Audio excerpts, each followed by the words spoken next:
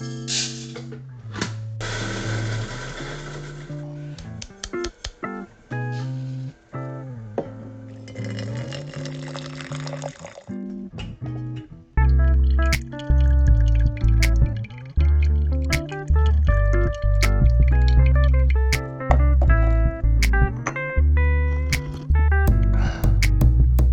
주간에 쏟아진 커피 뉴스 속에서 의미 있는 키워드를 뽑아내 얕은 식견을 가진 패널들이 대담하게 이야기해봅니다. 고품격 커피 방송 커피위크 163회 지금 시작합니다.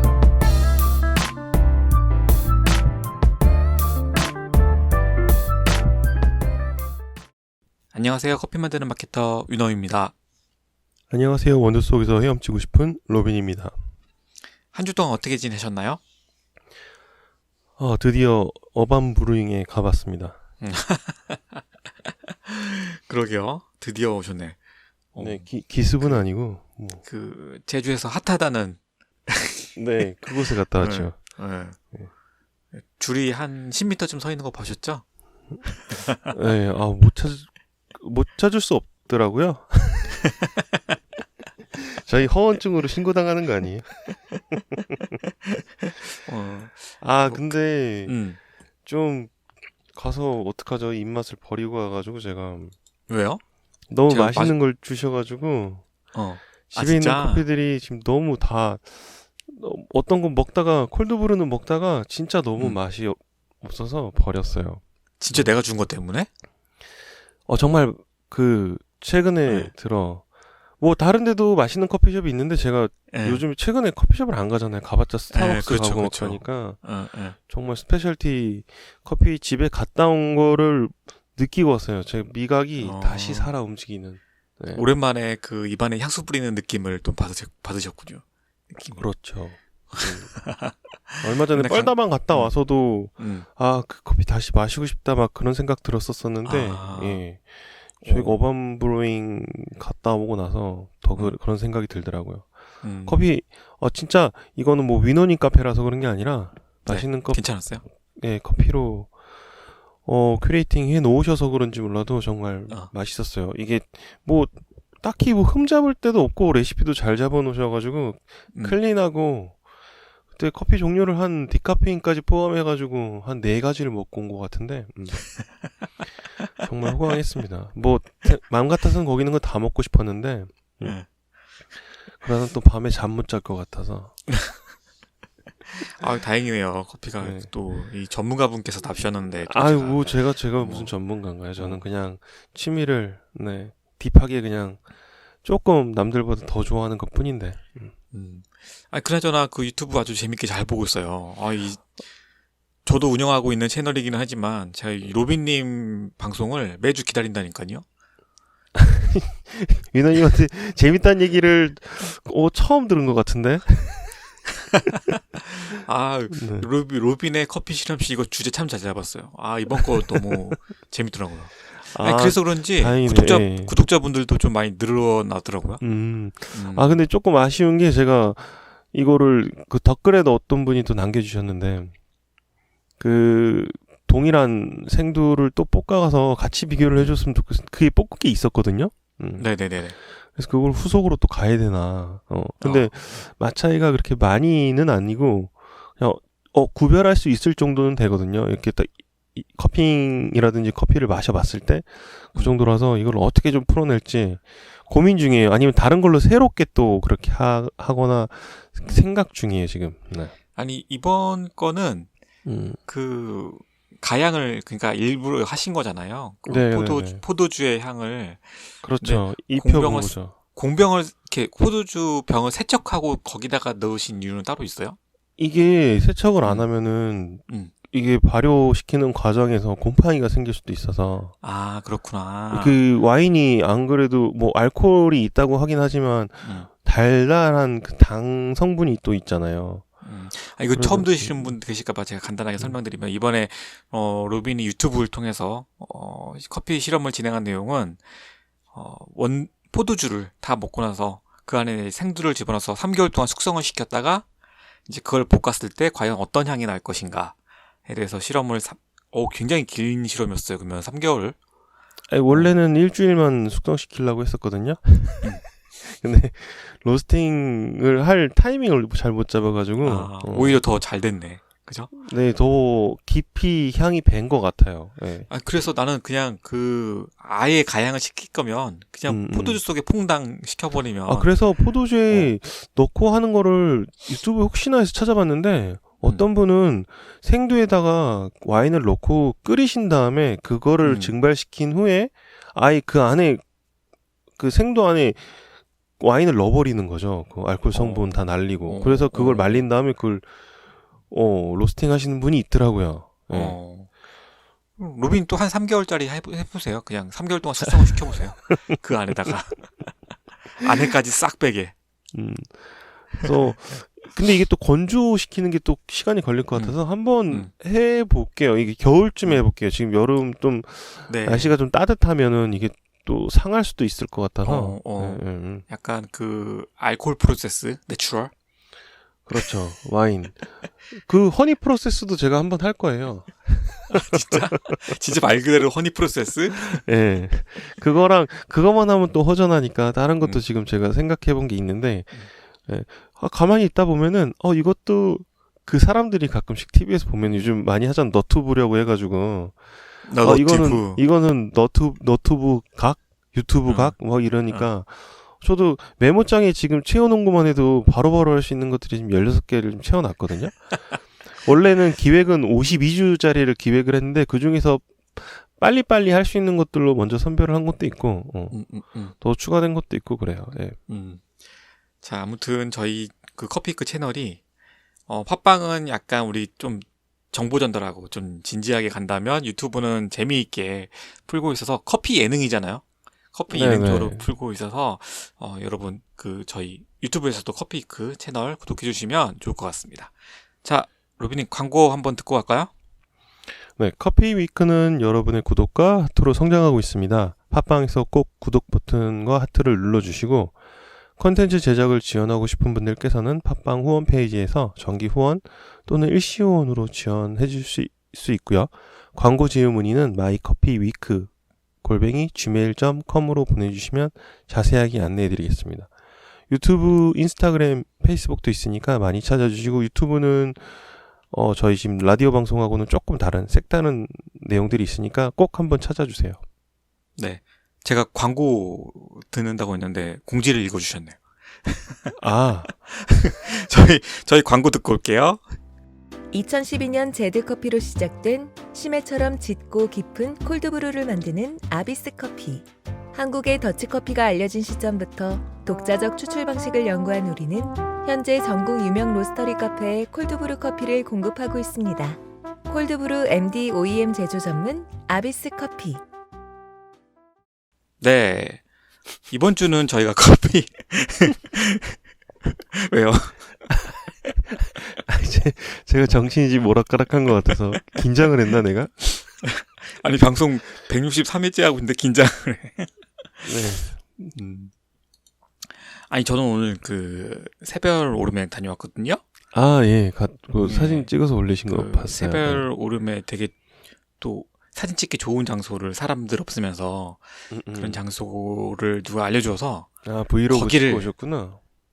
브이로그 찍으려고 이제 가족들이랑 같이 갔는데 폭우가 쏟아지는 거예요.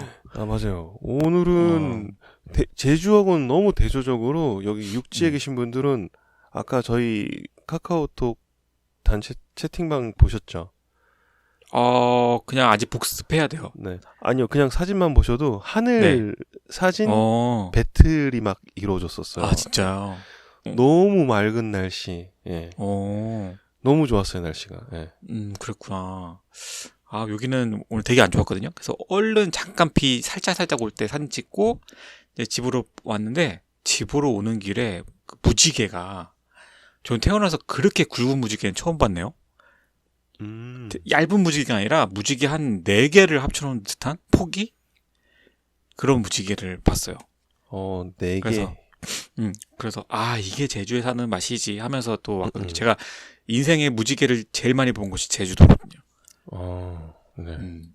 그래서 로또 하나 사셔야 되는 거 아니에요?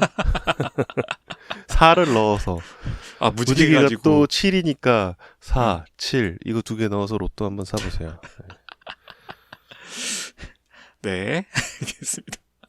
자, 오늘은 제가 원래는 다른 걸 준비를 하려고 한 게 있는데 그거 말고 네. 제가 재미있는 기사를 지난주에 우리가 뉴스 편을 하다가 네. 발견을 해서 요거를 한번 좀 기사로 풀기엔 아깝다. 그래서 이거는 커피 탐구 생활 쪽에서 풀어야겠다. 그래서 제가 부랴부랴 좀 바꾸고 조사를 해본 내용이 있어요. 네. 그래서 오늘은 기대가 됩니다. 오늘은 제가 로비님한테 사전에 조금 말씀드리긴 했지만 네, 뭐냐? 내용 하나도 몰라요. 네. 모르실 거예요. 네. 제가 준비한 오늘의 내용은 뭐냐면 커피 산업에서 그러니까 커피 산업을 빛낸 2명의 여성들에 대한 이야기예요. 아, 로비님 커피 하면 떠오르는 여성들이 있나요? 전주현 바리스타. 전주현 바리스타. 그렇죠. 그거랑 하나 더 있어요. 한 분, 멜리타 여사. 멜리타 여사. 오. 네. 멜리타 여사도 한번 우리가 다룰만 하겠네. 네, 저는 처음에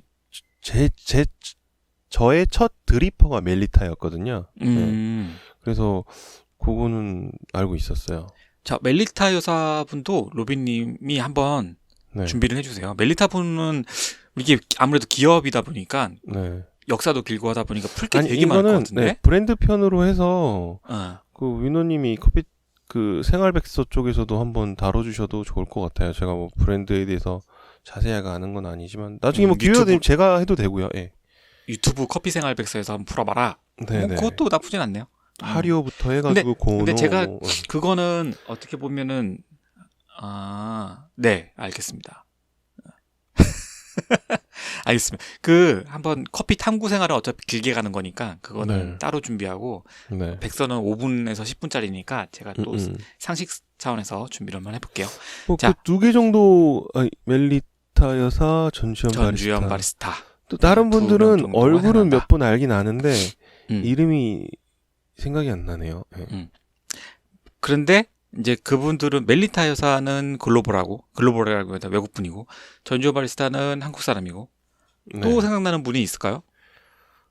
저는 뭐 커피 산업의 발전을 이끈 분? 잘 모르겠네요. 저는. 대부분은 좀 짧아서 생각해 보신 적이 별로 없을 거예요. 그런 것들을 우리가. 그런데 제가 기사를 보다가 신혜경의 커피와 경제라는 그 칼럼이 있어요. 커피 쪽을 경제적인 관점에서 칼럼을 풀어내는 분이 계신데 이분이 칼럼을 남성 중심 커피 산업 초창기에 성공을 거둔 여성 기업인 이야기라는 칼럼을 쓴 게 있어요. 그래서 이 칼럼에서 2명의 여성 기업인이 나오는데 누구냐면 커피를 공부하신 분들은 좀 아실 거예요. 첫 번째 분은 에르나 쿠누첸. 그다음에 두 번째 분은 잘 모르실 거예요. 앨리스 푸트 맥두걸. 이 두 분을 그 칼럼에서 다뤘더라고요. 그래서 저는 에르나 쿠누첸은 이제 익히 들은 바에 있어서 알고 있었는데 이 뒤에 분은 잘 몰라서 그러면은 이 2분에 대해서 한번 이야기를 해봐야겠다 방송에서. 그래서 제가 열심히 한 주 동안 조사를 했죠. 그래서 뭐 우리 책 있잖아요. 매혹과 커피의 잔혹사. 이 책 들어보셨죠? 거기 그다음에 네. 그다음에 신혜경의 커피와 경제 이 칼럼, 그다음에 뭐 위키백과, 그다음에 에르나 쿠누첸 커피 회사, 그다음에 앨리스 푸트 맥두걸 회사 이렇게 해서 여러 군데를 좀 많이 조사를 해서 정리를 해봤어요. 그래서 오늘은 이 2 여성분에 대한 이야기를 해보려고 합니다. 조사를 하면서 느낀 건데 이 2분 대단하세요. 걸출하다라고 표현해야 되나? 그러니까 참 운빨도 잘 맞았고 근데 그 운빨은 결국 노력에 의해서 그 운이 오는 거잖아요. 근데 그 운이라는 것도 뭐 어떤 분이 항상 뭐 성공하신 분들 자서전 보면은 운이 따라야 되는 거 맞는데 기회가 왔을 때 준비돼 있지 않은 사람들은 그걸 할 수가 없어요. 그러니까요. 로또를 맞으려면 로또를 사야 하잖아요. 네. 로또도 안 사는데 로또를 맞을 수는 없잖아요. 그렇죠. 그 꾸준히 네. 로또를 사서 되신 분이 아마 대부분일 거예요. 한 번 사가지고 1등 되신 분 그렇게 많지 않을 것 같은데. 자, 그래서 오늘은 이 두 여성분에 대해서 이야기를 한번 풀어보도록 하겠습니다. 네. 자, 먼저 이 두 사람 간단하게 소개를 하면, 크누첸은 제가 뒤에 뭐 여사 뭐 이런 호칭은 좀 뺄게요. 네네. 그냥 이름으로만 가겠습니다. 자, 크누첸은 1970년대에 스페셜티 커피라는 신조어를 만들어서 처음으로 사용한 사람이고요. 그다음에 네. 기억나시죠 이제? 네네네. 그다음에 맥두걸은 1920년대 뉴욕에서 커피 로스팅 사업과 여러 개의 커피하우스 체인을 개점해서 큰 성공을 거둔 사람입니다. 자, 첫 번째로 에르나 크누첸에 대해서 이야기를 해볼게요. 크누첸은 커피의 역사에서 가장 중요한 여성 사업가로 알려져 있어요. 1921년에 태어났고요. 5살 때 북유럽의 경제 침체를 피하기 위해서 미국으로 이사를 했어요. 그리고 어린 시절은 브루클린에서 보냈어요. 18살에 남자친구랑 결혼을 했거든요. 근데 네. 왜 결혼을 했냐? 나중에 그 크누첸이 뭐라고 말했냐면, 그 당시에 소녀가 집에서 나올 수 있는 유일한 방법은 결혼밖에 없었다라고 얘기를 했어요. 그러니까 그때는 여성들이 집에만 있어야 되는 시절이었던 거죠. 그래서 결혼식 하고 나서 바로 그 다음날 은행에 취직을 했어요. 30년 동안 기업의 비서로 일을 했는데 그 첫 경력을 이 은행에서 시작을 한 거죠. 그래서 뭐 타이핑, 뭐 이런 레코딩 이런 작업들을 했는데, 이분이 30년 동안 비서 일을 하면서 총 3명의 남편을 만나서 살았고요. 그 다음에 아주 오랜 시간 30년이 지나서야 드디어 천직을 찾게 됩니다. 40대 초반에 1968년, 그때가 40대 초반이었어요. 크누첸은 샌프란시스코에 있는 유명한 커피하고 향신료 수입회사 였던 BC 아일랜드, 여기에 버트 풀머라는 사람의 개인 비서로 취직을 하게 돼요. 그때 이제 결혼 후에 이름이 에르나 게리얼이라는 이름이었거든요. 그래서 이 이름으로 취직을 합니다. 이 BC 아일랜드라는 회사는 1885년에 샌프란시스코에서 설립됐고요. 처음에는 향신료, 허브, 쌀, 뭐 이런 땅콩 이런 거를 수입하는 거에 중점을 뒀던 회사였어요. 그러다가 이제 커피도 수입은 하고 있었죠. 그러다가 1970년대 초에 로트 미달분은 뭐냐면, 왜 우리 컨테이너 보시면 그 안에 꽉 채워서 배가 와야 되는데 꽉 못 채우고 오는 배들 있잖아요. 네. 그걸 이제 랏이 미달됐다 이렇게 표현하는데, 그게 약 그 자루로 치면 한 250자루래요. 그 250자루의 고급 아라비카 생두가 당시 고급 아라비카 생두를 당시에 이제 캘리포니아 연화를 따라서 작은 로스팅 매장이 생기고 있었나 봐요. 그래서 여기에 이거를 판매를 해봐라 라는 일을 상관이 권유를 해서 하게 됐대요. 그래서 막 영업하러 다니는 거죠. 팔러 고급 아라비카 생두를. 근데 일을 하면서 이제 느낀 게 뭐였냐면, 내가 이거 제품을 좀 제대로 팔려면 내가 이 커피를 잘 알아야지 팔지 않겠나라는 생각을 한 거예요. 우리 왜 가끔 골목 식당에서도 보면은 음식점인데, 뭐 내가 칼국수집인데 요리하는 사람이 칼국수를 안 먹거나 안 좋아해. 그러면은 그런 분들 있죠. 파스타 집에서 종종 파스타를 안 드시거나. 그쵸. 그러면은 우리가 그 집을 대해서 전문성이 없다고 표현한다든지, 뭐지? 이상하게 좀 생각하잖아요. 이제 그랬던 거지. 그래서 생각을 했던 거예요. 내가 이 제품을, 이 원두를 제대로 소개하려면, 이 커피를 제대로 소개하려면 내가 이 샘플별로 뭐 산미, 바디, 아로마, 풍미 이런 것들을 내가 직접 경험해보고 그 경험을 좀 나눠줄 수 있어야 좀 더 설득력이 있지 않겠냐라고 이제 생각을 하게 된 거예요. 당연히 그랬겠죠.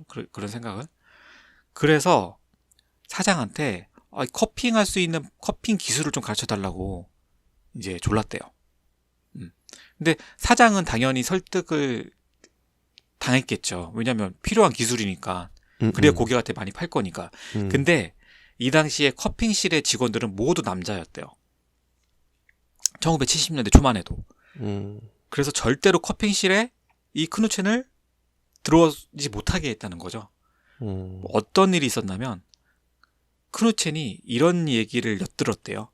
저 여자가 여기에 들어오면 우리는 그만둘 테니 그렇게 하십시오. 이런 말을 하는 것까지 들었대요. 그러니까 엄청나게 그 어떤 남자들의 장벽이 있었던 거죠. 예.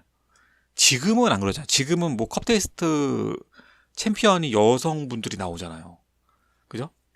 네, 최근에는 그러니까- 남자분들이 많이 우승하셨어요, 근데. 아, 그래요? 네. 하여튼 뭐 여성분들도 바리스타도 여성분들 막 우승하고 이러니까. 그냥 어쨌든 크누첸 씨는 끝까지 포기를 하지 않았대요. 안 했고 1973년 3년에 드디어 커핑실에 들어갈 수 있었다고 합니다. 예. 그런데 여전히 커핑실에 근무하던 남자들은 크누첸이 제대로 커핑을 해내겠어? 라고 생각을 하면서 되게 무시를 했다고 해요. 예. 크누첸이 나중에 글을 썼는데 거기 뭐라고 썼냐면요. 그들은 내가 제대로 커핑을 해내겠냐며 나를 비웃었다. 왜냐하면 내가 처음에 커피를 너무 조심조심 얌전하게 마셔서였다. 생각해보시면 슬러핑 있잖아. 슬러핑 이렇게 후룩후룩 그 큰 소리를 마시는 요령 로빈님도 하실 수 있으시죠? 이거 배우셨죠? 아니, 소리 크게 나는 거 보면은 되게 재밌고 신기한데, 잘하시는 그 요령이 있어요. 하다 보면 요령이 느는데, 처음에는 힘들어요. 잘못하다가는 머리 아프다 그래야 되나? 그거 한번 보여주세요. 소리로. 물이 있어야 되는데? 이렇게 빨아들이는 게 있거든요? 그러니까 그런 슬러핑. 그러니까 이게 좀 원래를 좀 가르쳐 주시죠. 슬러핑이 그게 뭔지. 물을, 그러니까 커피 입자를 잘게 분쇄시켜서 입안 전체로 퍼뜨려서 그 플레이버를 느끼는 거거든요. 그렇죠. 그러면 네. 그 뭉쳐져 있을 때 그 상태보다 표면적을 더 넓히면서 그 향을 좀 더 많이 느낄 수 있게 되니까 평가하기 위한 한 가지 방법이라고 보시면 돼요. 그쵸. 입 안으로 음. 분무기를 뿌리는 형태가 되는 거죠. 그죠. 네. 그거를 훅 가는 거죠. 네. 이게 처음 배울 때는 되게 익숙하지 않고 낯설어서 뭔가 깜짝 좀 놀랐죠. 부끄럽기도 하고 네. 민망하기도 하잖아요. 그래서 그렇죠. 그냥 처음에는 그냥 숟가락으로 떠서 이렇게 마실 수도 있는데 음. 그런 걸 보고 이제 비웃었다는 거죠. 남자들이. 그런데 이제 계속 연습을 했겠죠. 크누첸은. 네. 그러다가 이제 가장 뛰어난 커핑실에서 가장 뛰어난 커핑 기술을 갖춘 전문가가 됐고요. 예. 그래서 이제 향후에 그 크누첸은 이렇게 얘기해요. 커피에 대한 뜨거운 열정을 불태우면서 내 생에 가장 위대한 연애를 시작했다.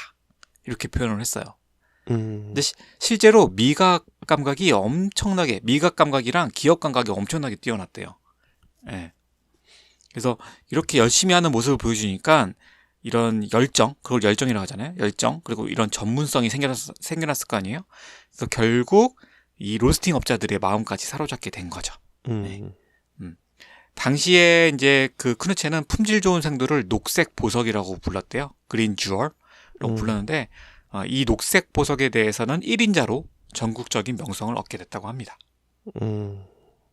1975년에 먼저 조금 건너뛸게요. 지금 이게 73년에 대한 얘기니까 75년에 뭐라고 선언을 하면 10년 이내에 BC 아일랜드를 인수하겠다고 선언을 했어요. 근데 1985년 BC 아일랜드가 100주년을 맞이하면서 이 크누첸은 인수를 했어요. 그렇게 인수를 했고 회사 이름을 크누첸 커피 LTD로 변경을 했습니다. 대단하죠? 네네. 자, 그래서 이제 그 자기 이름을 딴 크누첸 커피를 설립해서 아프리카, 하와이, 중앙아메리카, 자메이카 뭐 이런 데의 바이어들하고 이제 독점적인 거래 관계를 텄고요. 예. 그리고 당시에 그 미국의 생두 수입업자들이 대부분 저급품을 지급했는데 가격 경쟁을 벌이면서 한 푼이라도 더 깎으려고 아둥바둥 거리던 그런 시기였대요, 그때가. 근데 크누첸은 높은 가격을 지불하고 유럽과 일본으로만 가던 최상급의 생두를 미국으로 들여오기 시작을 한 거죠. 그럼 이제 가격이 높으니까 안 사줬을 거 아니에요. 가격 경쟁으로 막 했던 시기니까. 그런데 그렇죠. 이 열정, 크누첸의 열정, 그다음에 이 노력 이런 걸 보고 고객들이 높은 가격으로 수입한 생두를 이제 사주기 한 거예요. 자, 1974년 TN 트레이드 저널이라는 잡지에 크누첸의 인터뷰 기사가 실렸거든요. 요거는 되게 유명한 기사예요. 네. 예. 인터뷰에서 자신이 판매하던 셀레베스의 칼로시, 그 다음에 에티오피아의 예가체프, 예멘의 모카를 지칭한 용어로 이 용어를 사용해요. 뭐냐면 신조어인 스페셜티 커피. 이 용어를 처음으로 사용했고요. 여기서 이 스페셜티 커피는 어떤 거를 의미한다고 얘기를 했냐면요. 특별한 미세 기후를 갖춘 곳에서 자라나는 최상의 향미를 지닌 커피를 의미한다라고 얘기를 했어요. 자, 이게 굉장히 센세이션을 일으켰거든요. 왜냐하면 와인에서는 때루아라는 용어가 이미 자리 잡혀 있잖아요. 오래전부터. 네. 근데 커피에서는 때루아가 중요하다라는 거를 이때 처음 우리가 인지하기 시작을 한 거예요. 향미, 특별한 커피란 미세 기후를 갖춘 곳에서 자라나는 최상의 향미를 지닌 커피. 그래서 이제 요걸 말을 이제 우리가 해석을 하면은 토양, 뭐 기후, 그다음에 또 뭐예요? 작물 재배 환경, 재배 방법 이런 것들이 토탈해서 커피 향미에 영향을 끼친다라는 의미잖아요. 네, 네. 그래서 이제 이런 게 굉장히 크게 이제 사람들의 기억 속에 이제 임팩트를 줬고요. 그 다음에 이제 이후에 1978년에 프랑스 몽트르에서 열린 세계 커피회의 기조 연설에서 드디어 이 크누첸이 스페셜티 커피라는 용어를 공식적으로 사용을 해서 스페셜티 커피 열풍을 불러일으키기 시작합니다. 네. 자, 꽤 오래됐어요. 스페셜티 커피라는 용어가 사용된 지는. 우리가 이제 네.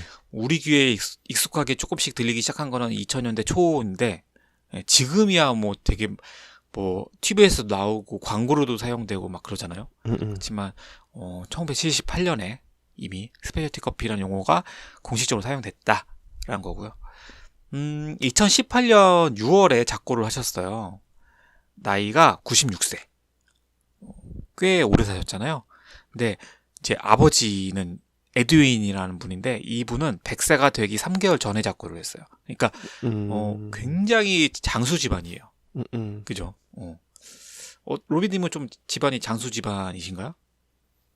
아니요, 뭐 보통이신 것 같아요. 뭐 70, 80 이때 돌아가셨으니까. 네. 70, 80도 장수 집안 아닌가? 뭐 요즘 보통이 예전에 태어나신 분들에 비하면, 네. 그래서 96세. 그러니까 불과 2년 전에 작고를 하셨죠. 작고를 했을 때 스페셜티 커피 협회에서요. 우리나라 말고요. 미국 스페셜티 커피 협회에서 에르나 크누첸을 기리며라는 칼럼을 하나 올립니다. 저 그거 아직도 기억나는데 제가 옛날에 커피 잡지를 만들었었잖아요.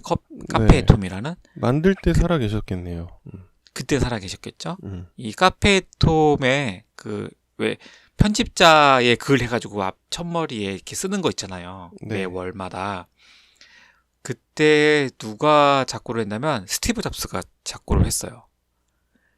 그래서 그 스티브 잡스를 작고를 기리며 제가 쓴 칼럼이 하나 있거든요. 그 책에는 있는데 그게 생각나더라고요. 지금 보니까 되게 막 뭔가 간질간질한데 아무튼 이 스페셜티 커피 협회에서 이런 에르나 크누첸을 기리며라는 칼럼을 올렸는데 이 칼럼을 제가 한번 읽어볼게요. 네. 조금 길어도 참으시고. 자, 에르나 여사라고 표현하셨어요. 여기서는 에르나 여사는 전 세계적으로 스페셜티 커피의 데모로 알려져 있습니다. 처음으로 스페셜티 커피라는 용어를 만들어내며 SCA의 움직임에 최초로 이름을 부여했으며 커피의 품질, 독자성 및 탁월함의 가치를 옹호했습니다. 에르나 여사는 커피 무역회사에서 비서로 근무하며 커피 업계에서 경력을 쌓기 시작했으며 그곳에서 좀 더 상업적인 상품 커피와 함께 거래되었던 스페셜 커피에 매료되었습니다. 결국 에르나 여사는 직접 커피 거래 회사인 크누첸 커피 LTD를 세우며 자신만의 고객층을 확보했습니다. 크누첸 커피에서 발간했던 에르나 여사의 뉴스레터는 커피 거래에 있어 유명세를 떨치게 되었으며 그녀가 보여준 열정적인 스타일과 커피에 대한 해박한 지식은 커피를 즐기는 세대에게 정보와 영감을 주기에 충분했습니다. 인터넷 시대 전에는 우편과 팩스를 통해 이러한 뉴스레터를 통해 배포하면서 에르나 여사는 스페셜티 커피 운동에 언어를 부여하였고 커피업계 종사자들이 커피 원산지, 테이스팅 용어, 가공 기술 및 거래 팁 등을 보다 명확하게 이해할 수 있도록 했습니다. 에르나는 스페셜티 커피 커뮤니티를 좋아했으며 커피 이벤트 현장에 그녀가 참석하는 것만으로도 항상 더욱 즐거운 이벤트가 되었습니다. 그녀와 함께 커핑 테이블을 함께 한 적이 있는 사람들은 커피에 대한 그녀의 무한한 애정과 다른 사람들과 그에 관한 이야기를 나눌 때의 그 기쁨을 기억할 것입니다. 그녀는 다른 사람들에게 커피에 대한 영감을 주기 위해 항상 자신의 이야기를 들려주면서 커피 업계를 이끄는 주역이 되었습니다. 에르나 여사는 커피 업계를 종사하는 여성임을 자랑스러워했으며 특히 커피 업계의 다른 여성들을 위해 열렬한 지지를 보내며 보다 공정하고 포용적인 커피 거래가 이루어질 수 있도록 했습니다. 또한 노르웨이 국적임을 자랑스러워했으며 노르웨이 국가에서 수여하는 특별한 골든 커피빈 어워드를 수상하기도 했습니다. 미국 스페셜티 커피 협회에서 2차례에 걸쳐 에르나 여사의 기여도를 기렸는데 1991년 SCAA 공로상 최초 수상자였으며 2014년에는 스페셜티 커피 업계의 창립자로 다시 한번 추대되었습니다. 스페셜티 커피의 지도자, 창립자 및 혁신자인 에르나 여사의 역할은 아무리 언급해도 지나치지 않으며 스페셜티 커피 커뮤니티에서 그녀의 작고 소식을 접해 크나큰 존경심과 슬픔을 느끼고 있습니다. 라고 이야기를 했습니다. 그 미국의 유명한 커피 블로거인 스프러지닷컴 여기서도 그 기고문을 올렸어요. 작고에 대한. 근데 이제 그것까지는 제가 소개는 안 해드리고 내용이 비슷해서. 예. 어쨌든 그 크누첸의 죽음은 작고는 되게 그 스페셜티 커피 쪽에서 종사하시는 분들에게 되게 큰 충격이자 뭔가 이렇게 존경하는 마음을 표현하고 싶었던 어떤 그런 게 아니었나. 드러내게 했더라고요. 그래서 이걸 보면서 이분이 정말 얼마나 대단한 분이었으면 저는 만나보지 못했지만 이렇게 기고문을 올릴까. 남자들 중에 이렇게 누군가 자꾸 했을 때 커피 쪽에서 기고를 올리는 존경의 표현을 하는 그런 걸 한 게 있을까 생각이 들 정도로 대단하신 분이었구나라는 생각을 했습니다. 그냥 스페셜티 커피라는 단어를 처음 쓴 사람으로만 생각을 하고 있었거든요. 근데 저도 그렇죠. 뭐. 네, 생각을 해보니까 그러니까 커피 회사에 입사한 게 40대 초반이에요. 어떻게 보면 이제 늦게 시작했네요. 굉장히 늦게 시작한 거잖아요.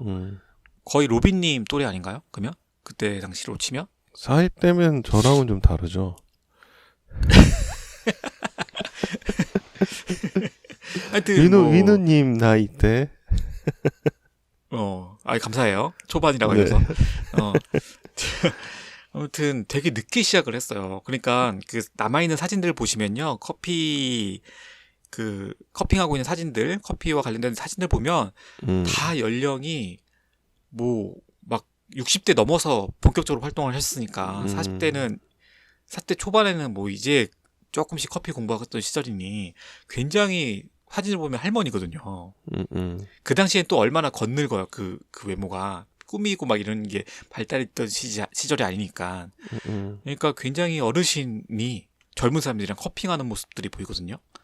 근데 저는 그런 생각을 든 거죠. 내가 커피 대회에 나가? 되게 그러면은 최고령자 아닐까? 막 이런 생각이 드는.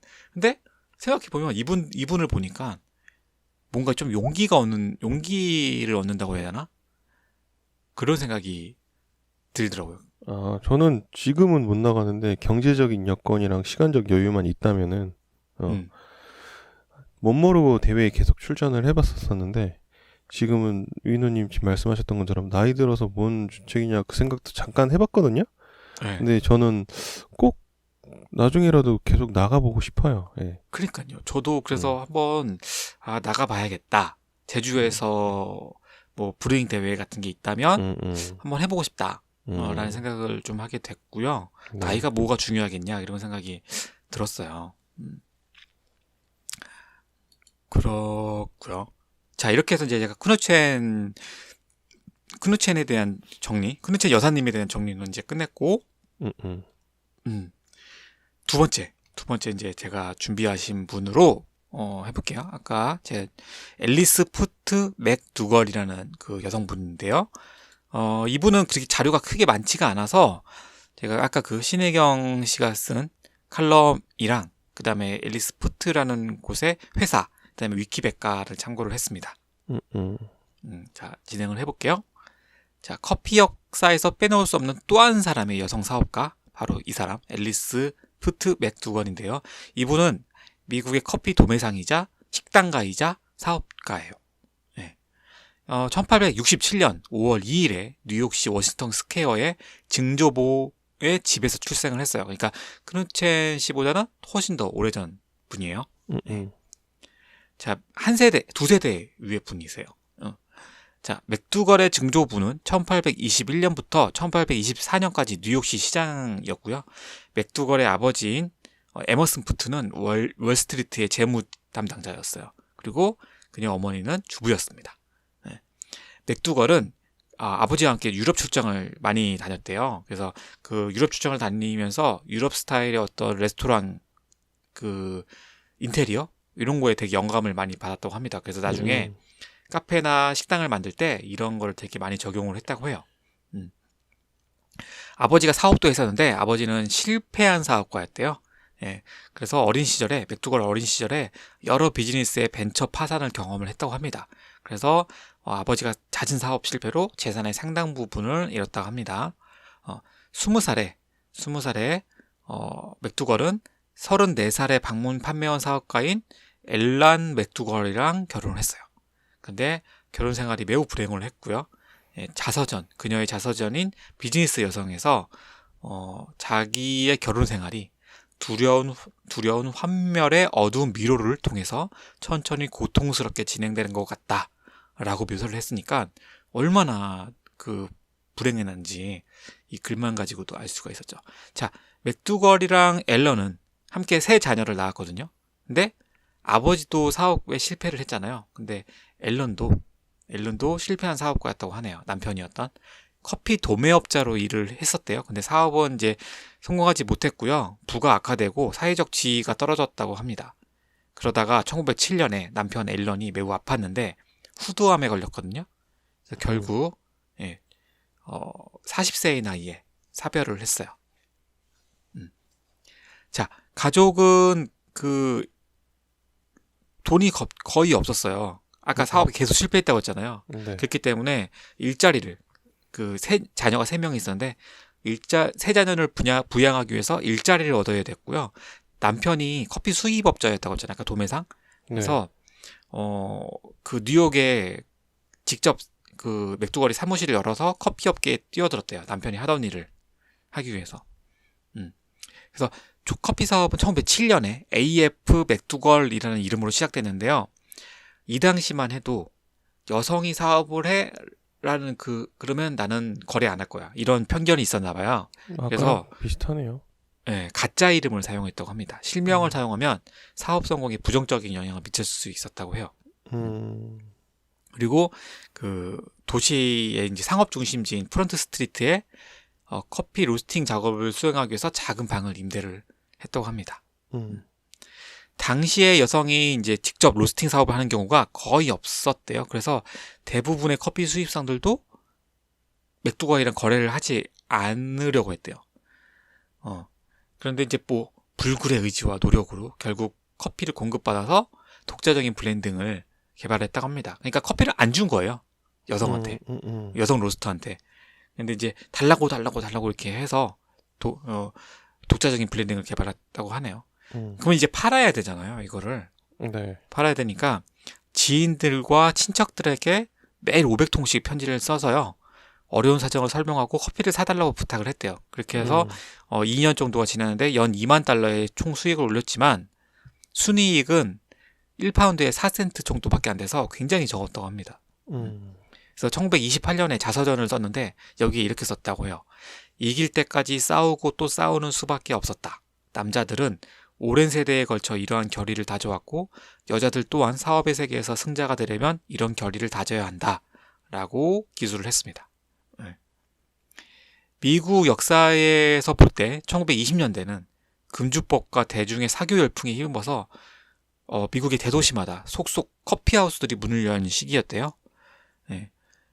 1923년에 뉴욕타임즈에서 커피에 취한 뉴욕이라는 부제의 기사까지 실릴 정도였다고 하니까요. 엄청나게 커피하우스가 많이 생겼나 봐요. 우리나라 2000년대 초 같은 느낌이겠네요. 그죠? 네. 그래서 이런 분위기 속에서 이 앨리스 포트 맥두걸은 1920년대 이게 기가 막히게 타이밍 잘 잡은 거죠. 커피하우스로 거액을 벌어들였어요. 그래서 그 과정을 한번 살펴볼게요. 어떻게 거액을 벌어들였는지. 자, 1919년 크리스마스 직전 뉴욕의 그랜드 센트럴역에 5평 남짓되는 말 그대로 작은 리틀 커피숍을 열었어요. 커피숍 이름이 리틀 커피숍이에요. 그래서 약간 제가 하는 카페랑 크기가 비슷하네요. 그죠? 앞부분이 한 5평. 처음에는 그 홀빈만 가져다두고 팔았대요. 그리고 커피를 그렇게 홀빈만 놓고 한 일주일 정도 팔다가 커피 향으로 좀 손님을 끌어보자라는 생각으로 그 커피 출기 포콜레이터를 갖다가 들여놓았어요. 그렇게 했다가 이제 통근자들을 위해서 잠시 쉬어갈 수 있는 공간을 제공하기 위해서 커피를 잔에 담아서 작은 탁자로 서빙해주기 시작을 했어요. 근데 잘 팔렸냐? 아니에요. 잘 안 팔렸어요. 그러다가 1921년 2월에 와플을 구워서 커피값만 받고 와플이랑 커피를 같이 팔았어요. 그러니까 와플을 공짜로 준 거예요. 커피값만 받고. 그렇게 일주일이 지나면서 커피값이랑 와플값도 이제 별도로 같이 받기 시작했거든요. 그러다 보니까 이제 와플이 뜬 거예요. 유명해지기 시작한 거예요. 그래서 하루 종일 커피와 와플을 서빙하게 됐고 이제 자리가 없어서 손님을 되돌려 보내야 될 정도가 된 거죠. 일종의 핫플레이스가 된 거죠. 역시나 이제 생각했던 거는 커피만으로는 좀 힘든가? 뭔가 이렇게 특이한 상품이 하나 있어야 되나? 여기 와플이 있었잖아요. 나중에 첫 번째 이제 책을 내는데 그 첫 번째 책 이름이 뭐냐면 커피 앤 와플스예요. 커피 앤 와플스. 22년에 다음 해 커피하우스 2호점을 열어요. 첫날에만 250명의 손님을 받았다고 합니다. 얼마 후에 샌드위치를 메뉴에 추가를 했고요. 계속해서 거기에 이제 메뉴들을 추가를 해나갔어요.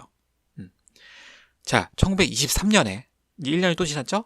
재충전을 위해서 이태리를 휴가를 다녀오거든요.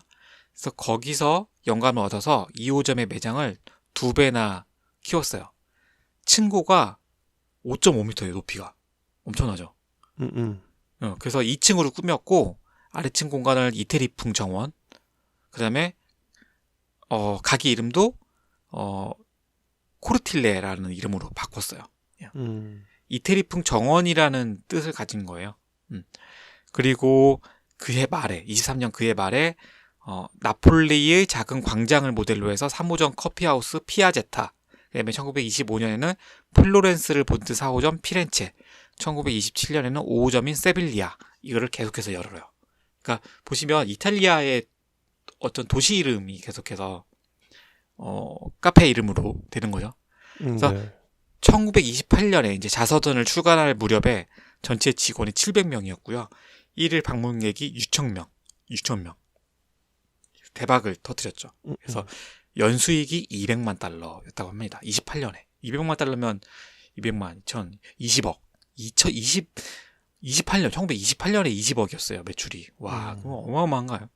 그래서 이렇게 커피 전문점으로 대박을 터뜨린 경우는 처음이라고 합니다, 이게. 그 당시에 스타벅스인 거죠, 이게.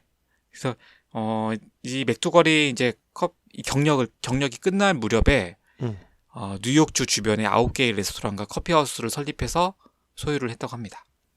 누가 물려받았을까? 맥두걸 회사가 계속 있어요. 유지되고 있고요. 그래요? 예, 자식들이 계속 해서 지금은 또 맥두걸이라는 이름 가진 손녀 분이 운영을 하고 있어요. 이제 그 커피만 하고 있지는 않고요. 그 식당이랑 그다음에 티 사업도 진출해서 허브 쪽도 같이 진출을 하고 있더라고요. 자, 이렇게 해서 이제 맥두걸에 대한 이야기까지 해봤는데 대단하신 분이죠, 맥두걸 이분도. 근데 뭐 사업가네요, 사업가. 타고난 네. 사업가. 그쵸. 타이밍도 기가 막혔어요. 1920년대 그 커피 붐이 막 일어날 때, 그때 커피하우스를 차려서. 근데 장사가 안 되니까 이제 와플을 껴서 파는 형태로 했고, 전형적으로 우리 그 카페 운영에 대한 노하우를 좀 볼 수가 있었던 거죠. 네. 자, 우리도 이런 걸 좀 해야 될 텐데. 민호님이 먼저 해서 적용시켜봐야죠. 뭐 맛있는 거 만드신 것 같은데 사진 보니까. 아, 근데 저도 먹고 왔잖아요. 저희 카페는 그게 문제예요. 일단 사람이 와야 돼요. 아, 여기 보시면 그 센트럴파크 5평 카페지만 센트럴파크 그 엄청 사람들 많이 왔다 갔다 하는데 거기였어요. 물론 홀빈으로 팔아서 조금 그게 신기하긴 한데. 네. 그러니까 아니 뭐 오게 만들면 되죠. 한적해서 그러니까요. 좋던데 저는. 오게 만드는 게 목표예요. 제가 한번 이걸로 해서 나중에 자서전을 쓸 수 있도록 노력을 해보겠습니다. 네. 네. 자, 오늘 제가 두 분의 여성에 대해서 이야기를 해봤는데, 네. 저는 이 두 분의 모습을 보면서, 내가 열심히 하고 있긴 하지만, 노력을 더 해야겠구나. 이 정도 가지고는 안 되겠구나. 뭔가, 크기도 좀 크게 생각하신 것 같고, 보면, 돈 없다고 뭔가 안 하지 않잖아요. 빌려서 하고. 제가 얘기를 안 했는데, 돈이 없어서 다 빌려서 했어요, 이분들. 그 부분을 제가 다 뺐는데, 뭐, 누구한테 $1,000를 빌렸다, 뭐, 이렇게, 그런 내용이 있는데, 그 부분은 뺐고. 어쨌든 간에 지금 다 이분들, 재정이 악화되고 어려웠지만, 그럼에도 불구하고, 뭔가, 자신의 그, 커피와 관련된, 계속해서 그 연결고리를 찾아내면서, 끝까지 해낸 거. 그 다음에, 남성 중심적인 그 커피 세계에서 자신의 어떤, 드러낸 거죠. 자신의 모습을 할 수 있다는. 그래서 유리천장을 어떻게 보면 깬 거죠. 네. 뚫어낸 거죠. 커피 쪽에서 혹시 유리천장 있는 곳이 있나요? 바리스타 아니죠. 바리스타 아닐 거고. 없을 것 같은데요. 커피헌터도 아니죠. 큐그레이도 아닐 거고. 네, 뭐 다 여자라서 굵직굵직한 아는데 영역에서 다 하고 그런 뭐 저런 건 있겠죠. 유리천장까지는 아닌데 물류창고 같은 데서는 힘드니까 아무래도 여성분들이 좀 적지 않을까요? 안 뽑으려고도 할 것 같고 생도 옮기는데 생도가 엄청 무겁거든요 이게. 네네네. 뭐 그런 건 있겠지만 뭐 진입 못할 곳은 없다고 생각을 하는데. 없겠죠. 네. 영업 쪽 커피 영업 쪽 아니요 영업 영업 쪽. 여성분들 많이 있으세요. 뭐 생도 업계에 계시는 여성분들, 뭐 유통 쪽 계시는 분들 보면은 인스타그램 거의 여자분들 많이 있으시던데. 아무튼 뭐 이 두 분들을 보면서 저도 오히려 제가 더 뭔가 바뀌고 변해야 되겠다, 노력해야겠다라는 생각을 했어요. 네, 생두를 빨리 좀 어떻게 해보세요. 생두 우리나라에 유일하게 가져올 수 있는 나라의 생두를 하나 잘 해서 메이드 해가지고. 네. 그러면 로비님이 투자를 하시는 거죠? 투자를 해야 되나요? 생두를 가져오려면 돈이 필요하니까. 자, 이렇게 방송을 이렇게 마무리를 하겠습니다. 네. 자, 마지막은 제가 명언을 한 날이잖아요. 마지막은 그 맥두걸이 책에 쓴 이야기로 하겠습니다. 커피에는 로맨스가 있습니다. 그것은 땅 끝에서 나오고 사람의 거주지 구석구석까지 갑니다. 커피는 필요합니다. 좋은 시기보다는 나쁜 시기에 더 많이 필요하지만 항상 편안하고 맛있는 음료입니다. 아멘. 믿습니다. 다음 주에 뵙겠습니다. 다음 주에 뵙겠습니다.